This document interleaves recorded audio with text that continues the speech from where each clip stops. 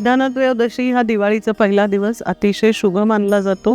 धनत्रयोदशी दिवशी आरोग्य आणि अकाल मृत्यू येऊ नये यासाठी काही पूजा सांगितले. त्याच्यासाठी आरोग्यासाठी सर्वात प्रथम धन्वंतरींचं पूजन केलं जातं. याचबरोबर धन्वंतरी मंत्र देखील 108 वेळा म्हटलं तर उत्तम आरोग्य घरातील सर्व व्यक्तींचं राहतं.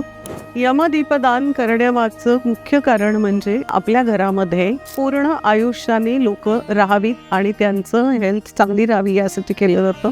यासाठी कणकेचा एक मोठा दिवा बनवायचा आहे. कणकेचा दिवा बनवताना 2 मुटके देखील याबरोबर बनवायचे. हा दिवा एका पेपरवरती किंवा कार्डशीटवरती ठेवा. या दिव्याला तिळाचं तेल घालायचंय.